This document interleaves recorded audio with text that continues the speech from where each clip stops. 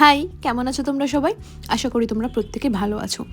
আজকে তোমাদের সাথে শেয়ার করব মাশরুম মশালার রেসিপি, আর সেটাও একদম দেশি স্টাইলে।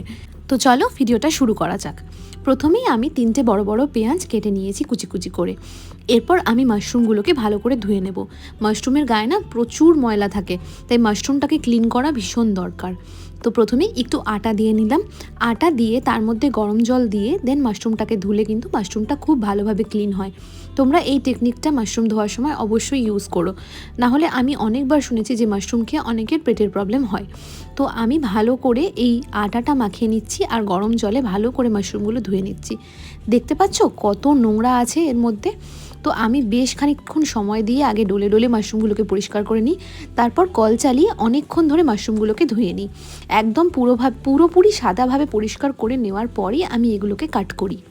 ধোয়া হয়ে গেছে, এখন পরিষ্কার মাশরুমগুলোকে একটা থালায় নিয়ে নিয়েছি। এবার মাশরুমকে 2 টুকরো করে কেটে নিলাম। মাশরুমটা তোমরা যেরকম সাইজ রাখতে চাও ওই হিসাবে কেটে নিও। এরপর মাশরুমে নুন, হলুদ, লঙ্কা গুঁড়ো, ধনে গুঁড়ো, জিরে গুঁড়ো আর একটুখানি তেল দিয়ে এই সবকটা মাশরুমকে এখন একটু মেখে রাখবো। খুব বেশিক্ষণ মেখে রাখার দরকার নেই, মেখে নিয়েই কিন্তু আমি রান্নাটা অ্যাকচুয়ালি স্টার্ট করে দেবো। মানে যতক্ষণ পেঁয়াজটা ভাজা হবে ততক্ষণ মাখাটুকু থাকবে। তো চলো রান্নাটা এবার শুরু করা যাক। আজকে কিন্তু আমি একটা বড় ভুল করে ফেলেছি। তেলটা ঢেলে তেলটা গরম হতে দিইনি, ভুল করে গল্প করতে করতে এর মধ্যেই পেঁয়াজ দিয়ে ফেলেছি। তোমরা কিন্তু এই ভুলটা একদম করো না। তেলটা ভালোভাবে গরম হলে দেন পেঁয়াজটা দিও। আমি সঙ্গে সঙ্গেই আঁচটা বাড়িয়ে দিয়েছিলাম যাতে তেলটা সঙ্গে সঙ্গে গরম হয়ে যায়। এরপর গরম তেলে পেঁয়াজটা ভাজবো আর তার মধ্যে অ্যাড করে দেবো একটু কাঁচা লঙ্কা। আমরা একটু ঝাল খাই, তোমরা কিন্তু ঝাল বুঝে লঙ্কাটা দিও। যারা ঝাল খায় না তাদের জন্য এই লঙ্কাটা অ্যাভয়েড করা যেতেই পারে।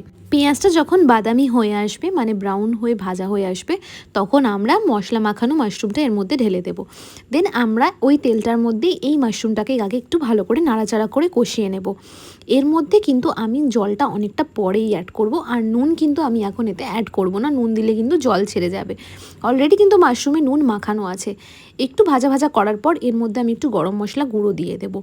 গরম মশলাটাকে ভালোভাবে নেড়েচেড়ে নিয়ে আমরা কিন্তু এর মধ্যে অ্যাড করব গরম জল। গরম জল তোমাদের ঝোলের পরিমাণ মতো তোমরা দিও। আর তারপরে এটাকে ভাপে ভাপে রেখে প্রায় 20 মিনিট মতো রান্না করব।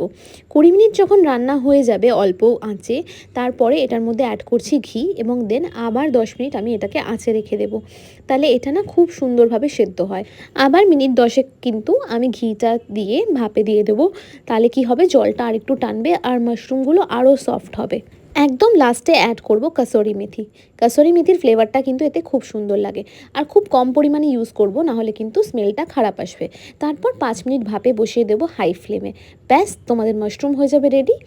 আমার ননদ কিন্তু তাড়াতাড়ি খেয়ে নেয়, তাই জন্য ওকে আমি আগে ভাগে একটু মাশরুম পাঠিয়ে দিয়েছি। আর এখন আমি বাড়ছি কালকে যেটা ওকে টিফিনে দেবো, মানে আমার হাজব্যান্ডকে যেটা টিফিনে দেবো সেটা আমি আগে বেড়ে সরিয়ে রাখছি। তারপর বাকিটা আমরা দুজন খেয়ে নেব। তো দেখো মাশরুম কারিটা কত সুন্দর হয়েছে।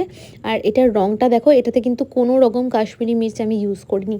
তোমরা ডেফিনেটলি এটা ট্রাই করে দেখো আর কেমন লাগলো জানিও।